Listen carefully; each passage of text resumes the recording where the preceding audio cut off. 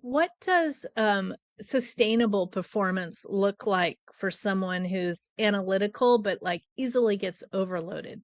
What would be some tips for them to kind of protect themselves? Like, know they could dig in and like get into this, but like if you're not careful, it could, you could get burned out or overloaded. What kind of would you have any suggestions for a person like that, which I would fall into that category, like, how do we protect ourselves so we don't get burned out, I guess? That's a great question. So before we can get to the burnout to me is an extension of analysis paralysis because we're overthinking at that. And overthinking comes from a sense of wanting to be in control as well, right? So the that would be being able to release control and trusting others to do things.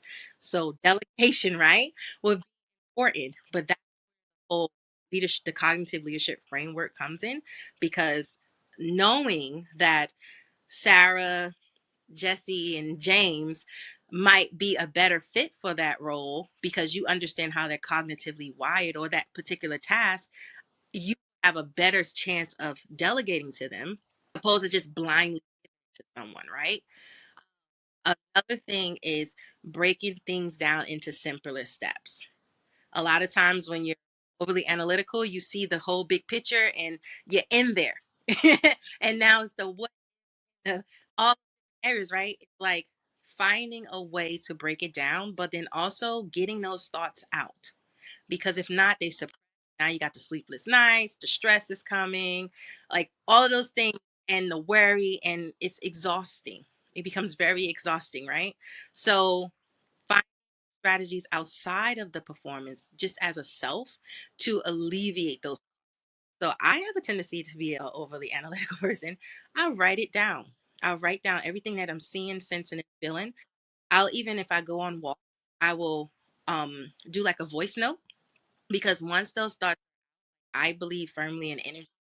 Once those thoughts are out, it's relief, and now we can to think better and strategize, right? And then the urgency. There's always this sense of urgency when you're overly analytical, right? I got to get it done. I got to do it now. So finding tasks and things that kind of bring you to the present moment helps. So those are some I would give to some.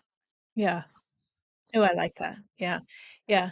It's interesting because I love a brain dump, right? I'm always writing lists, writing and it does. I do get that sense of relief of just, getting it down on paper.